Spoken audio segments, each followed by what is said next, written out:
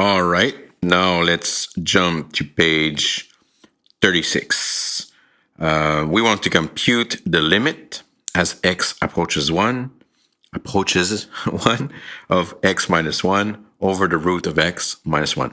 As usual, you plug your 1 in and you hope for the best. Okay, so here we go. So we get 1 minus 1 over the square root of 1 minus 1, which will give you, of course, 0 over 0. Not a surprise here. Okay, so it's obviously super bad. Okay.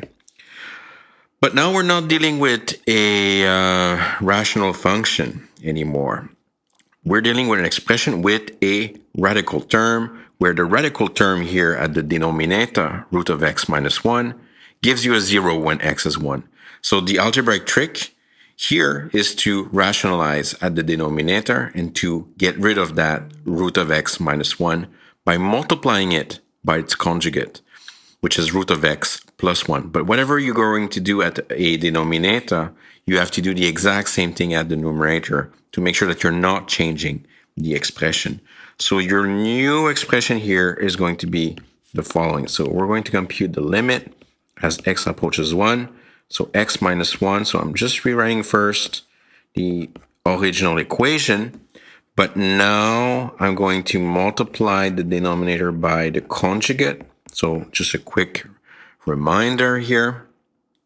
The conjugate is just the exact same expression, but you're changing the middle sign, in this case a minus to a plus. But whatever you do down there, you need to do also up there. Okay, so, and the trick with rationalization is you only expand on the radical term. For the numerator, in this case, we're not going to distribute anything. Typically, it's going to create more trouble if you do so. So this limit is just going to become now the limit as x approaches 1. I'm not touching my numerator. I'm leaving it like this. Okay, so, but then I'm going to FOIL the denominator. For that expression, I'm going to do it the long way. Normally, you should know if you multiply a radical term by its conjugate, you're going to get the first term squared, so the square root squared, which is 1, minus the second term squared, which is 1 squared. So you're expecting an x minus 1 to pop out. But if you're doing it the long way, just for that expression here, so if you multiply by root of x first, you're going to get root of x times root of x, which is square root of x squared, plus root of x. And now if you multiply the minus 1 inside, you're going to get minus root of x minus 1.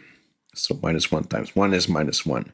And now what do you get? You get the limit as x approaches 1 of x minus 1, not foiling the numerator, only the radical term. Square root of x squared will just give you x, plus root x minus root x. By law, they cancel each other, and then you're getting minus 1. And you're expecting, of course, some cancellation at the numerator and the denominator at some point, and this is where we're getting it. Okay, so here I see my x minus 1 and my x minus 1. This is where the 0 lives when you replace x by 1. So, and this is when you're going to get the holy whole principal action. So here, if you simplify this, you're going to get this new equation, not equal to the previous one, but the limits will be of square root of x plus 1. Now, if you replace 1 x by 1 again, you're going to get the root of 1 plus 1, and then you're just going to get a simple 2. So, quick recap here. You're trying to compute the limit of an expression.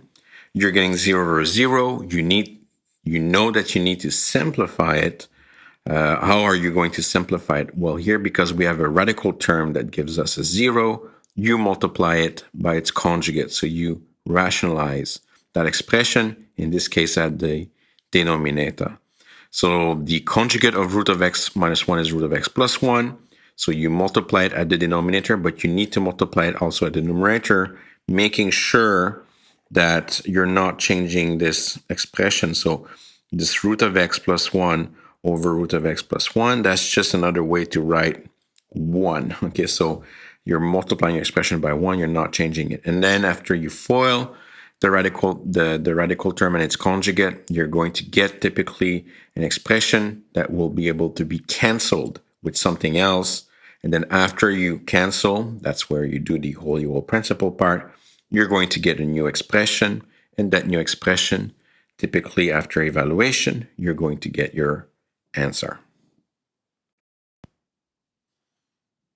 All right, another example because we love it so much. So here we go. We're computing the limit as x approaches 4 of root of x minus 2 over x squared minus 16. So let's plug 4 in there. So you get the root of 4 minus 2. That's for the numerator. What do we get? What? We get 0. Okay, and then we divide by 4 squared minus 16, which is 16 minus 16, which is 0 again. What a coincidence. This is bad. Okay, so 0 over 0. So what do we do in those bad cases? Well, we have to simplify. So now we have a radical term, but that radical term is at the numerator. But that's all right. Even if it's at the numerator, the ideas are still the same. You need to multiply that radical term by its conjugate. But whatever you do up there, you need to do it also down there. So this expression will become the following one. So you're going to get the limit as x approaches 4 of root of x minus 2, but you're going to multiply it by its conjugate, which is root of x plus 2, all that over the original x squared minus 16 over root of x plus 2. So again here, this part is just a fancy one. Okay, so you're not changing it, but you chose root of x plus 2 because it's the conjugate of root of x minus 1. So now if you FOIL the numerator, only the numerator, because this is where the original radical term was equal to 0. Now I'm just going to do it. When you multiply by the conjugate, you get the first term, which is root of x, but squared. So you're just going to get x. And then minus the second term, which is 2, but squared, so minus 4. So that's what's going to happen quickly at the numerator after you FOIL the two conjugate terms. So then at the denominator, I'm going to, I kind of foresee that when you have a polynomial, you need to factor it. So here, x squared minus 16, that's a difference of square that can be factored by x minus 4 times x plus 4. Again, this first x minus 4 here is not a coincidence. We know we're getting a 0 somewhere at 4, so we know a factor of x minus 4 will appear. So that's my factorization, x minus 4 times x plus 4 of x squared minus 16, but don't forget the good old square root of x plus 2. Now, here we go. So this is where we feel good. So we always feel good when that happens. So here, that x minus 4 and that x minus 4, they cancel perfectly. So this is where you're using the whole principle, getting this new expression. So remember, when you're canceling something algebraically, by division, you're leaving a 1 behind. So you're just left with x plus 4 times root of x plus 2. So that part here is where you've applied the whole principle. We get a simpler expression that is different from the previous one, but the limits will be the exact same as the previous one. Now we can plug 4. As you plug 4 here, so you're going to get 4. Opening a bracket, 4 plus 4 times the square root of 4 plus 2. 4 plus 4 is 8. Root of 4 is 2 plus 2, which is 4. 4 times 8 is 32. So you get 1 over 32. That's your answer. Before finishing that example, I haven't really mentioned this so far in our solutions, but one typical problem. So this is really important here. I'm going to maybe draw a little star to really stress this out. Okay, so just so that you listen, okay, while I'm talking right now. A lot of people, when you're writing solutions, this is not a concern when you do like assignments online, but when you're writing solutions, when is the limit term gone? Okay, so here the limit term is basically, the trick is the following. As long as your equation contains some x's, your limit term should be there.